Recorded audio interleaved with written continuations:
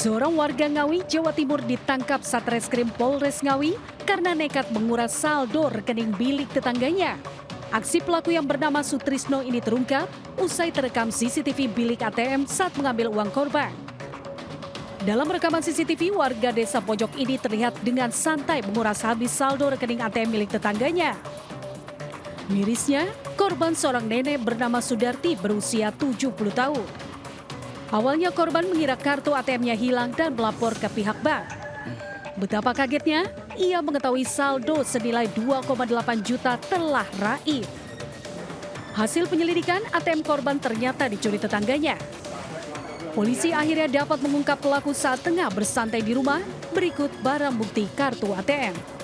Tak hanya kartu ATM, diketahui pelaku juga mencuri perhiasan emas korban senilai 7 gram dari rumah korban.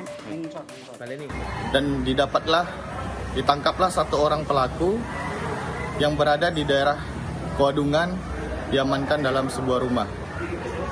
Ketika kita interogasi, pelaku juga mengambil gelang korban yang pada saat itu korban tidak berada di rumah. Pelaku mengambil ATM beserta dengan PIN yang ada di ATM itu dalam bentuk kertas yang ditulis. Guna mempertanggungjawabkan perbuatannya, pelaku terancam hukuman 7 tahun penjara. Dari Ngawi, Jawa Timur, Asfi Manar, iNews melaporkan.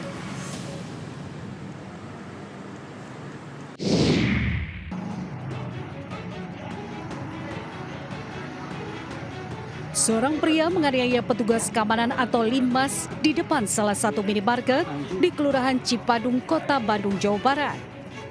Pelaku menantang korban untuk berduel dan menganiayanya hingga tak sadarkan diri. Tak berselang lama, pihak kepolisian Polsek Panjilekan langsung meringkus pelaku. Enggak, gimana aja? Saya tahu sama-sama manusia. Saya mau orang kemana berapa? Kamu saudara di Jadaria, saudara ya? Jadaria saya. Tahu saya, saudara saya. Siapa namanya? Angkatan berapa? Sebelumnya korban dengan pelaku sempat cekcok di dalam minimarket karena korban mendapat laporan dari kasir jika pelaku mencuri. Korban yang saat itu sedang berjaga menegur pelaku, namun pelaku tidak terima hingga cekcok dan berujung penganiayaan. Mau mengambil barang-barang, kebetulan di dekat ATM itu ada rak-rak barang, lalu dia mengambil barang-barang, lalu dia memasukkan di dalam kantongnya celananya. Kemudian si kasir menegur kepada terduga atas nama Dika tersebut. Pelaku mengaku bahwa dirinya baru 10 hari tinggal di kota Bandung untuk bekerja menjaga kolam pemancingan milik pamannya. Akibat perbuatannya, pelaku terancam hukuman 7 tahun penjara. Dari Bandung, Jawa Barat, Yanuar Candika, iNews melaporkan.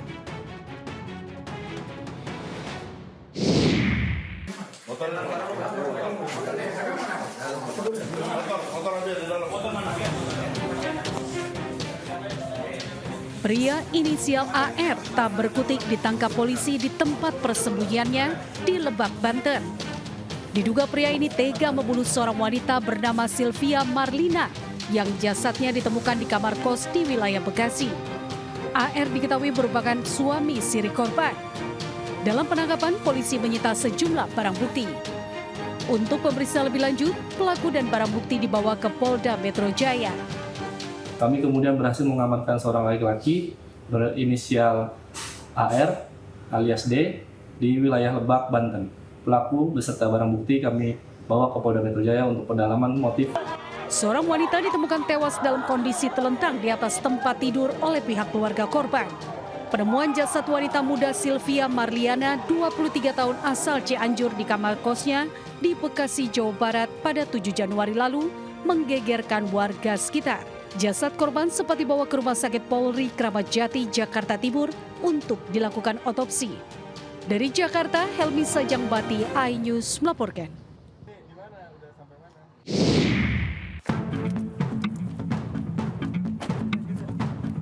Polisi menangkap pelaku pembunuhan terhadap pria yang jasadnya ditemukan di depan bekas kandang ayam di Purwakarta, Jawa Barat.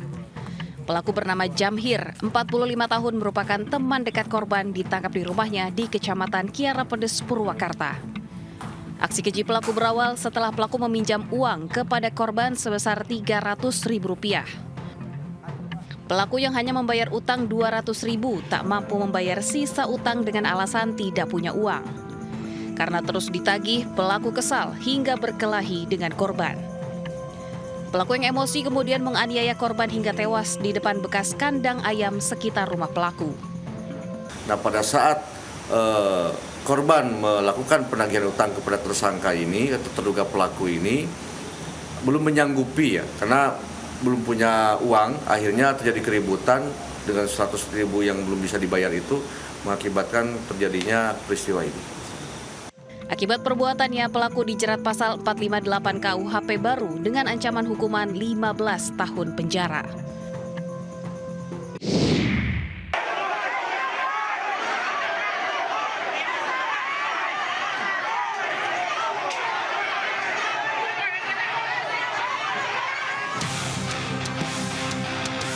Aksi unjuk rasa warga asal Kecamatan Cigudeg, Kabupaten Bogor di kantor Kecamatan Cigudeg berlangsung ricuh.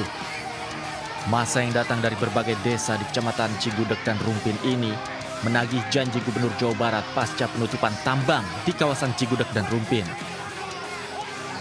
Kericuhan dipicu oleh kekecewaan atas sikap camat saat menemui pengunjuk rasa. Mereka menilai camat tidak membela warga karena tidak dapat menyampaikan keluhan warga pada gubernur. Akibatnya, massa yang kecewa melampiaskan amarahnya dengan melempari kaca kantor kecamatan dengan batu dan botol air mineral. Tidak hanya itu, massa juga memblokir jalan Cigudeg Bogor dengan membakar ban bekas. Ya, akan dibukanya tambang dalam jangka 3 bulan, belum ada kepastian, dan tuntutan kompensasi yang dijanjikan sebulan 3 juta sampai saat ini belum turun juga. Akibat kejadian ini, arus lalu lintas Jalan Raya Cigudeg serta pelayanan masyarakat di kantor kecamatan lumpuh total.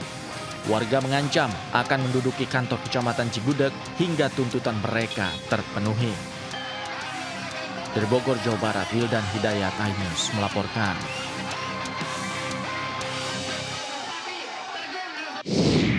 Servo masih mengunci, Komandan, masih mengunci.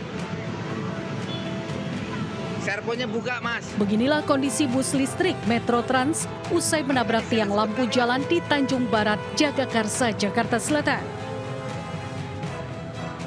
Dugaan kuat kecelakaan terjadi lantaran sopir bus emosi terhadap pengendara lain hingga akhirnya tak bisa menguasai laju kendaraan. Akibat benturan yang kencang, bagian depan bus mengalami kerusakan parah. Menurut sopir bus, saat kejadian kondisi bus sedang banyak penumpang dan 2 orang penumpang terluka dan langsung dievakuasi ke rumah sakit terdekat. Kepancing emosi pengendara lain. Manggarai arah UI. Arah UI. Tadi ada penumpang, Bang. Penumpang penuh. Pada saat kejadian ada yang luka, Bang? Biasanya 2, tapi yang dibawa rumah sakit belum. Badan bus yang besar dan kunci rem otomatis yang mengunci sempat membuat bus lambat dievakuasi hingga menyebabkan kemacetan panjang. Sementara para penumpang yang selamat dipindahkan ke bus Transjakarta lainnya untuk melanjutkan perjalanan menuju Terminal UI. Dari Jakarta, Den Helmi Sajambati, iNews melaporkan.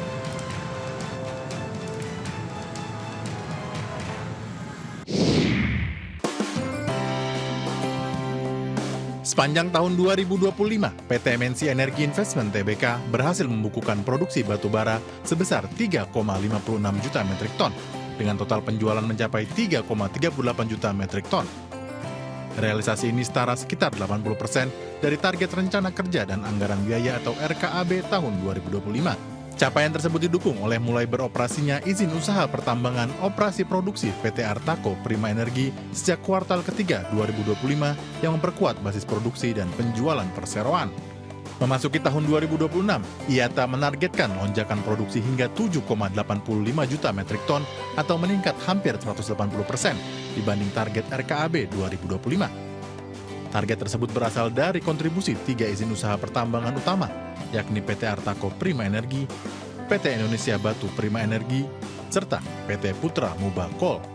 Intinya begini, kita ingin menyampaikan bahwa kegiatan operasional kita di Musi Banyuasin tidak terkendala oleh satu kejadian bencana yang cukup besar beberapa bulan lalu ya Sumatera. Yang kedua adalah dengan adanya peraturan Pemda yang membatasin atau penggunaan jalan-jalan umum, jalan-jalan negara, kita tidak terkendala karena kita semuanya menggunakan jalan khusus batubara yang kami develop dan itu benar-benar hanya khusus untuk tambang kami.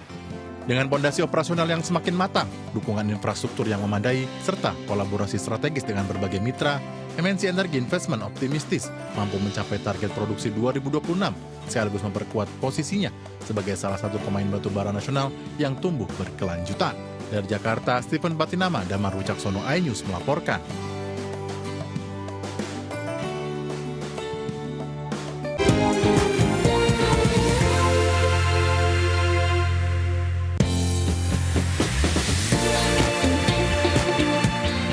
Informasi tadi sekaligus mengakhiri perjumpaan kita pada pagi hari ini.